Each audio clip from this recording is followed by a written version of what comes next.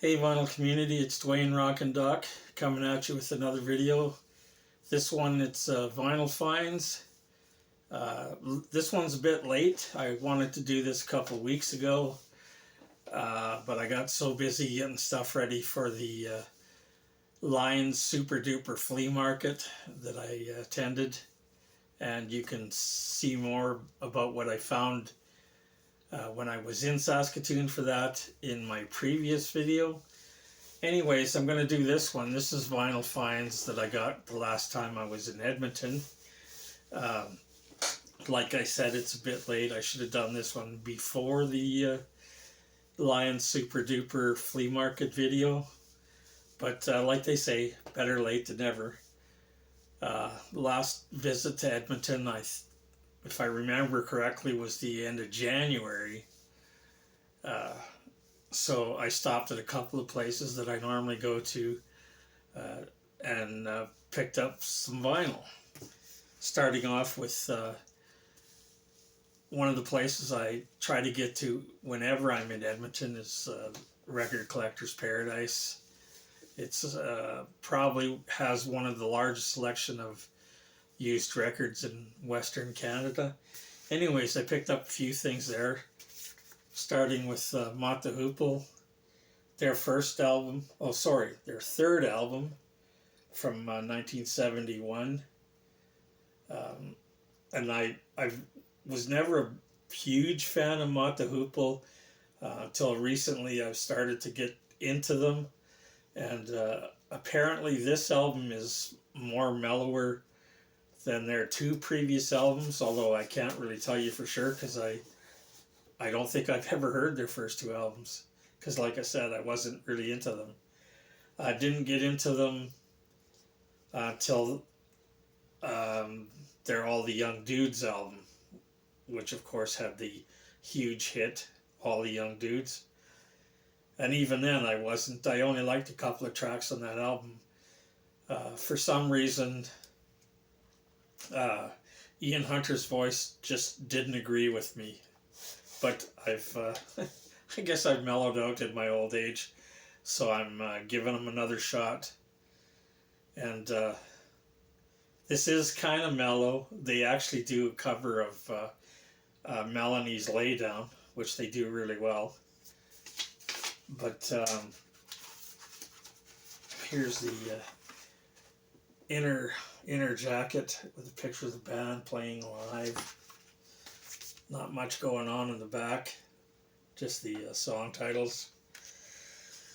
And I also picked up another band that I really wasn't that much into. I liked their very first album, talking about Uriah Heep. I did like their first album, very heavy, very humble. But this is their album from 1972. I think this was maybe their fourth album. They're probably, most people are familiar with Uriah Heep. They're kind of a hard rock, kind of proggy band.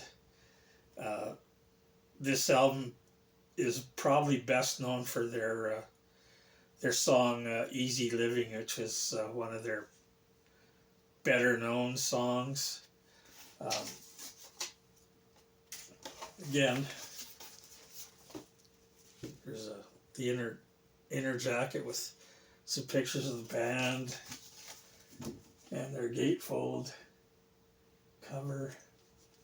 Nice, great artwork on the front.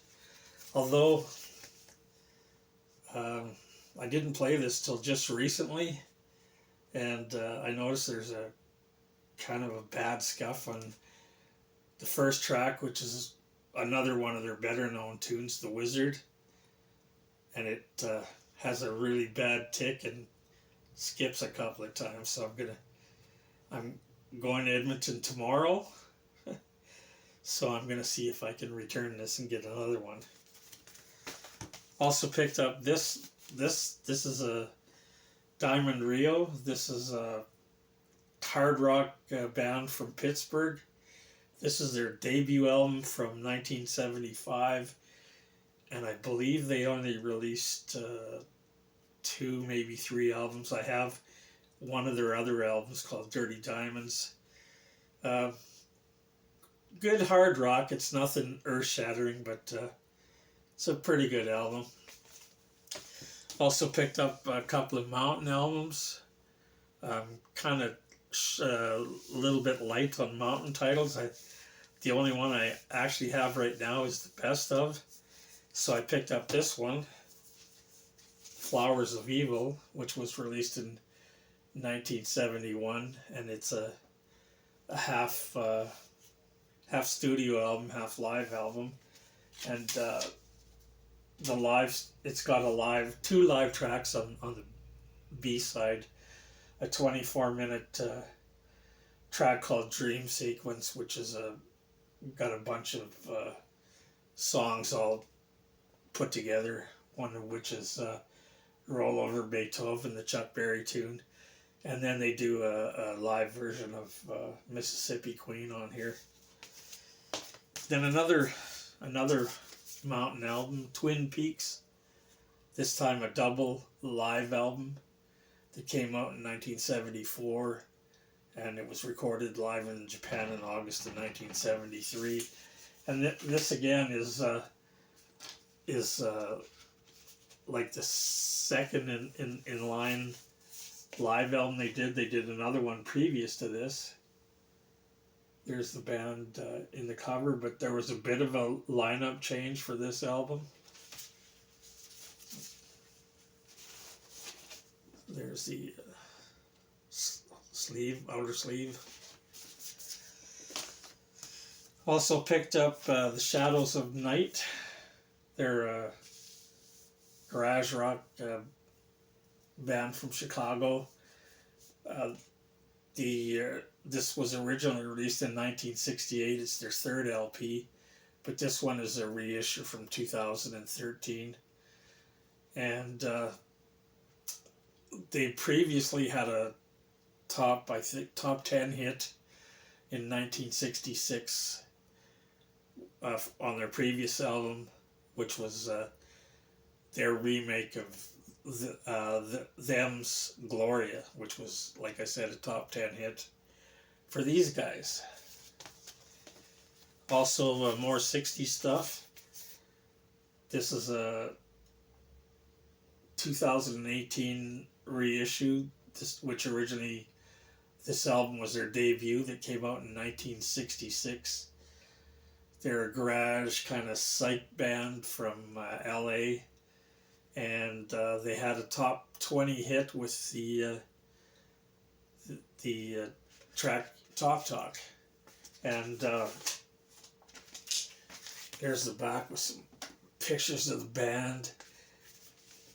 And I believe they went on to release one other album, but they changed the name. The leader his name was Sean Bromwell, and then they changed the name to, I think it was Bromwell's Music Machine. But that album is, I don't think I've ever seen it in the wild, so it's pretty hard to come by. But anyways, this is the Music Machine, their first album called Turn On, with the big hit Talk Talk on it. Then more stuff from the 60s, band called with their second album Resurrection, that was released in 1969. They also had another album called Blues Vibes, which was also released in 1969, and they were only together from 1968 to 1970. And personally, I prefer the first one. It's a lot harder than this one. This one isn't quite as bluesy, and I think their leader, the leader of the band, found religion, because there's a couple of kind of religious type tunes on here. That's a picture of the band in the back, although it's kind of a crappy black and white picture that you can't see very good. But as you might see on this one, covers in pretty rough shape. Lots of ring wear, and the album's not in the greatest of shape. Lots of crackles and ticks and pops, but you don't see this one very often. Well, actually, either of their albums I don't see very often. So even though it did cost me $20, and not in very good shape, I'm still gonna keep it. It's as a play copy until maybe someday I find a better copy than this. And then I got a couple of things from another store that when I go to these eye doctor's appointments, I've been trying to get them on Friday so I can go to another place called Eroc Records. It's in a flea market, a big giant flea market. They have a space in there, but they're only open the flea market, the entire flea market is only open Fridays, Saturdays, and Sundays. So if I can't get an appointment on a Friday, I can't get into Eroc. But this last time, I was fortunate enough to get a Friday appointment with my eye doctor, so I did get into Eroc, and that music machine that I just showed you was one of the ones I got at Eroc, and it was in minty condition, almost like new. But I did pick up a couple of new albums. I got this one, The Pleasure Seekers, which is a early all-girl garage band that featured Susie Quattro and three of her sisters. And I don't believe they ever released an album. I think this is a compilation of singles that they released, done between 1965 and 68. And this is an album put out by Sundazed in 2016 that collects a lot of tracks from those singles.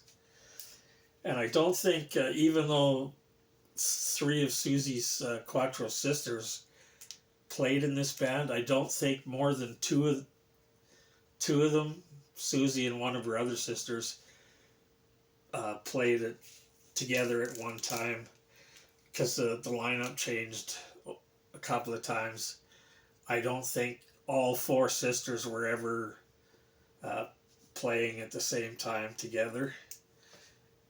But anyways, it's if you like that early garage kind of rock, and especially if you're into female bands, you should check this one out. The Pleasure Seekers, What a Way to Die is the name of the album. And the other thing I picked up was The Pretty Things, SF Sorrow. And I have to admit that I much prefer the early Pretty Things, the very early, like the first couple of albums where they were more of a maybe a rougher kind of Rolling Stones vibe to them, more of an R&B beat group. But this one I finally decided to, because I've seen so many other people talk about this being a psychedelic classic, so I finally decided to pick it up. This is the 2016 reissue. It originally came out in 1968, and I've only heard it once. I do like it, but it is like I said, it's not like the early stuff. But I'll have to give it a listen and a little bit more and see how much I like it. Here's the inner sleeve with all the song lyrics, back cover, and this is a rock opera. They say this is like one of the first rock operas, and apparently inspired Pete Townsend to write Tommy, which came out quite a bit after this one. And again, the pretty things, SF Sorrow. So that was it for my vinyl finds in my last trip to Edmonton. I'm actually going again to see my eye doctor tomorrow.